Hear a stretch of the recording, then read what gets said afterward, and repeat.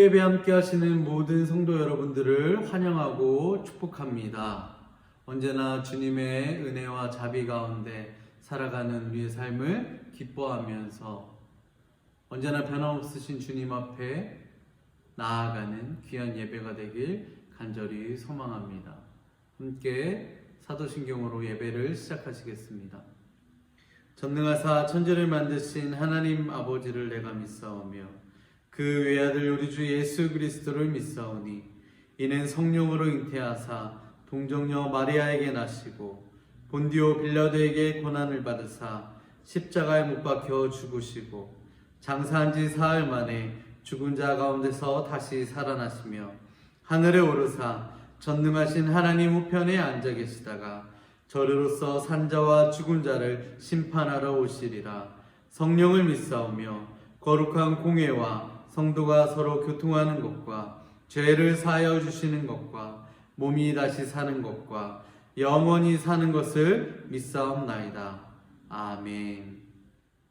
함께 찬양하시겠습니다.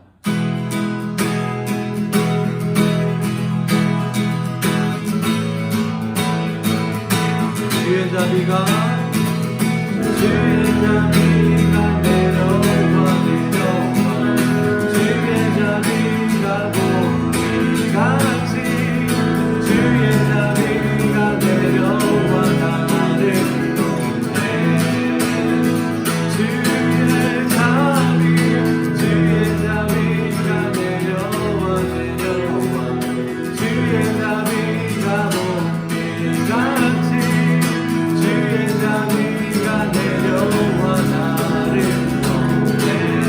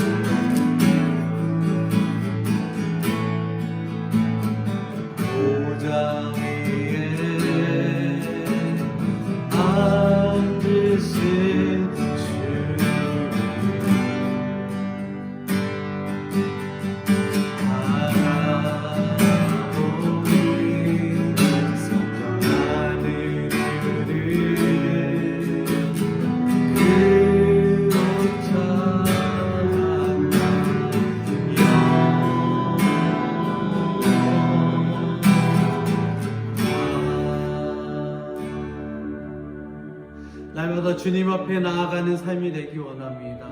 오직 주님만을 바라보면서 주님 계신 보좌 앞에 나아가는 삶을 살아갈 때 우리가 홀로 살아가는 것이 아닌, 나의 삶을 내가 살아가는 것이 아닌 주님이 주신 삶을 주님이 살아가게 하시는 것, 그 거룩함이 우리의 삶이 되게 하여 주시옵소서. 함께 기도하며 나아가시겠습니다. 주님 감사합니다. 우리는 거룩함이라는 단어를 착각하여서 내가 스스로의 삶을 멋있게 살아가는 것, 말씀을 잘 지키면서 살아가는 것, 나의 거룩이라고 여기며 살아가지만 그런 거룩 가운데 날마다 실패하고 절망하고 낭망하는 나의 모습을 보게 됩니다. 하지만 오늘의 찬양의 고백과도 같이 거룩이라는 것은 주님의 보좌가 있는 주님께로 나아가는 것, 주님 바라보면서 나아가는 것, 내가 주님을 향하여서 나아갈 때 주님이 주신 나의 생명을 주님께로 나아갈 때 주님이 원하시는 대로, 주님이 이끄시는 대로 이 세상 가장 크신 지혜로 우리의 삶을 살아가게 하시는 것, 그것이 거룩임을 주님 앞에 고백하며 나아갑니다. 주의 말씀 가운데 깨달으며 고백합니다. 우리의 삶의 모든 것이 주님께로 나아가는 거룩함이 되게 하여 주시옵소서. 주님이 주시는 모든 것으로 살아가는 거룩이 되어질 수 있도록 주님 인도하여 주시옵소서. 거룩은 나에게 있는 것이 아니라 예수님께 있는 것임을 다시 한번 고백하며 나아갑니다. 내가 죽어지고 주님이 사실 때에 온전한 거룩함이 나를 자유롭게 하실 줄 믿습니다. 주님, 나를 주의 뜻대로 살아가게 하여 주시옵소서. 주님 감사합니다. 감사하고 예수님의 이름으로 기도합니다. 아멘.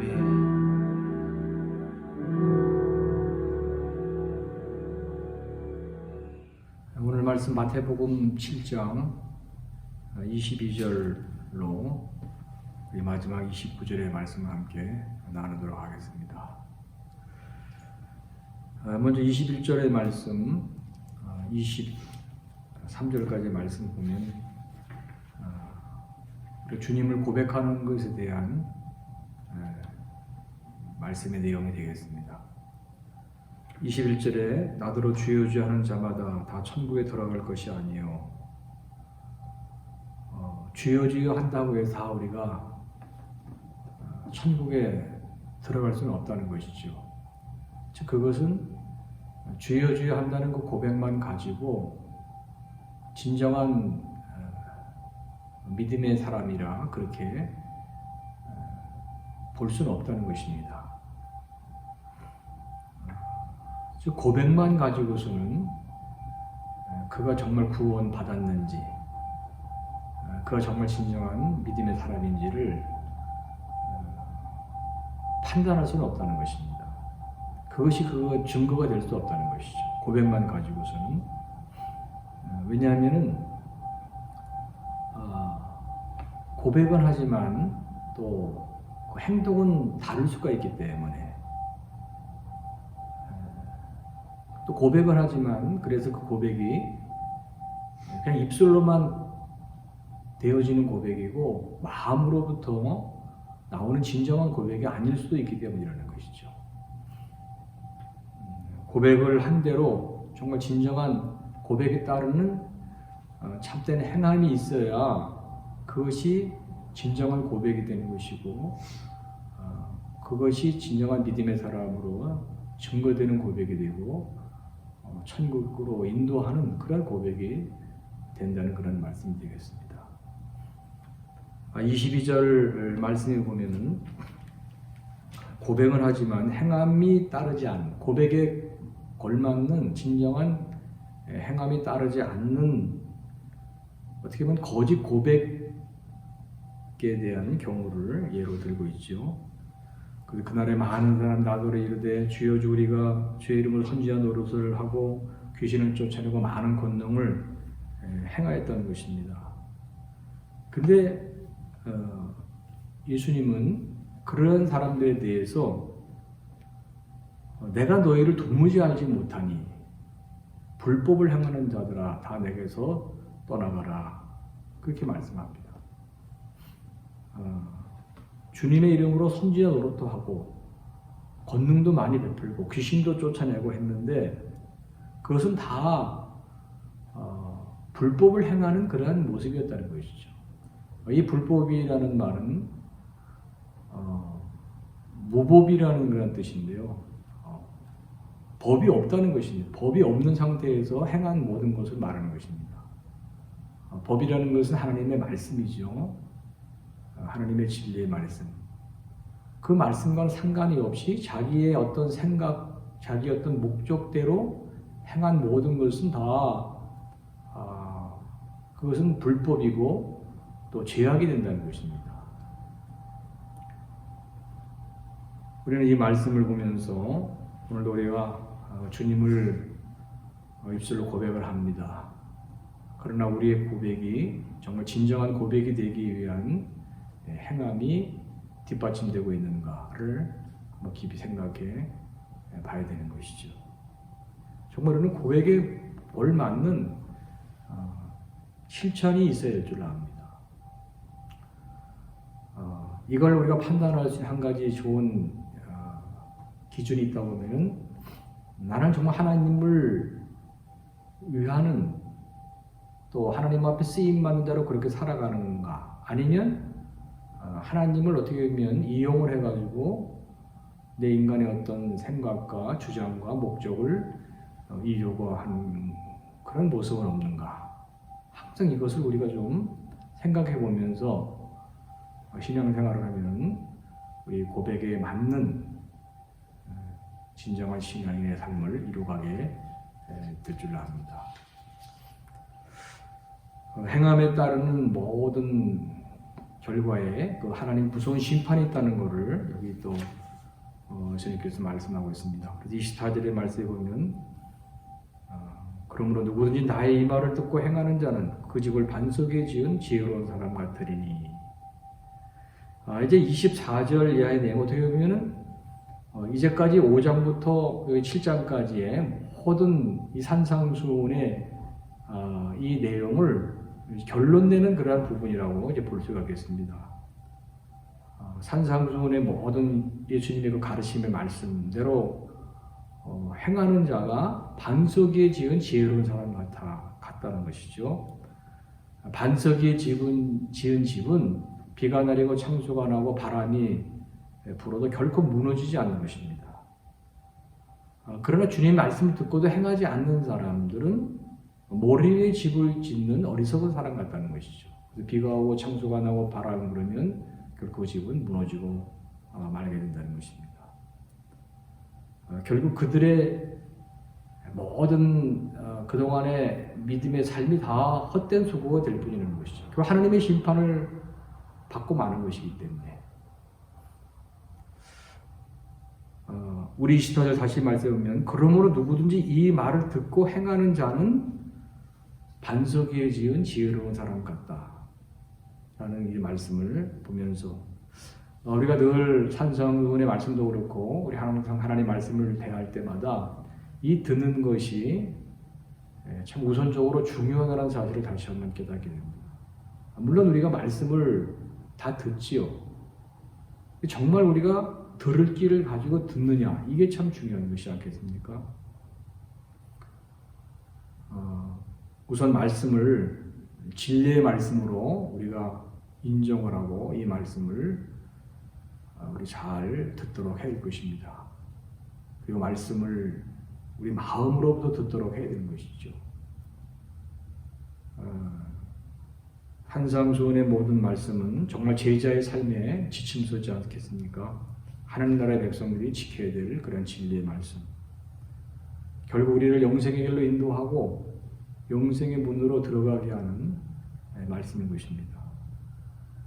그리고 이 말씀을 진리로 생각하고 마음으로 우리가 들으면서 그리고 이제 행하도록 해야 되는 것이죠. 우리가 고백하고 행함대로 분명한 하나님이 행하신 결과가 있다는 사실을 우리 꼭 기억해야 될 것입니다. 하나님 우리에게 자유의지를 주셨습니다. 우리가 말씀을 읽고 깨닫고 아는 가운데 이 말씀대로 행할 수도 있고 안 할 수도 있는 것은 우리의 자유의지에 달려 있습니다. 하나님은 거기에 대해서는 관여 안 하십니다. 그러나 결과에 대한 책임은 물으신다는 것이죠. 우리 행함에 대한 그 결과. 이제 우리 마지막 28절, 29절의 말씀, 예수께서 이 말씀을 마치심에 산상수훈의 모든 말씀을 다 마쳤을 때 무리들이 그의 가르침에 놀라니 이런 거 가르치는 것이 본인인 자 같고 그들의 크게 받지 아니하는 일러라, 그렇게 말씀하면서 산상수훈이 여기서 끝납니다. 사람들이 예수님의 가르치심에 대해서 이렇게 놀라게 된 이유, 그거는 권위 있는 자의 가르침이었기 때문이라 그렇게 성경은 말씀하고 있습니다. 이 권위 있는 자의 가르침이라는 것은 예수님의 가르침이라는 것은 영원한 진리의 말씀이기 때문에 그런 것이죠. 그래서 우리가 정말 오늘도 이 말씀을 귀하게 여기고 실천해야 될 거란 말씀. 이런 사실 다시 한번 잊지 않도록 해야 될 것입니다. 이제 말씀을 정리하면서 우리 산상수훈의 이 5장, 6장, 7장의 말씀은 모든 말씀이 하나님의 말씀이 다 성경의 말씀이 귀하지만 정말 이 말씀은 구약의 십계명과 같이 신약의 십계명처럼 정말 중요한 말씀인 것입니다. 그리스도의 제자된 모든 사람들이 항상 살펴보고 항상 묵상하고 실천해야 하며 살아가야 할 말씀인 것입니다. 매일매일 여러분 산상수훈의 말씀을 묵상하시고 이 말씀을 기뻐하시고 이 말씀들을 묵상하시고 이 말씀을 삶에 적용하면서 정말 진정한 그리스도인의 삶을 이루어가시는 우리 모두가 되었으면 좋겠습니다. 오늘도 이 말씀 마음에 잘 담으시고 우리 그리스도인의 삶을 아름답게 이루어가시는 저와 여러분들이 다 되시기 바랍니다. 우리 기도하겠습니다.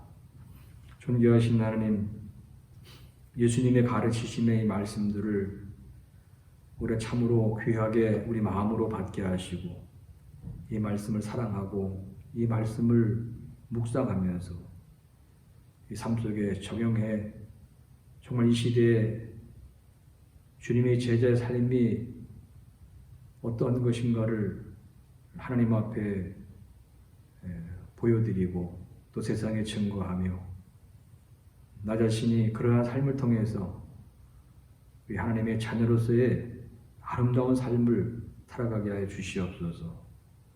우리 성도님들 가정에서 이 말씀을 함께 나눌 때 정말 나의 작은 그 삶의 변화를 통해서 우리 가정에 하나님이 주인 되시는 그런 은혜가 있게 하시고 또 내가 만나는 사람들에게 우리 하나님을 증거해서 우리 영적인 선한 영향력을 끼쳐가는 거룩한 삶을 살아가게 하여 주시옵소서.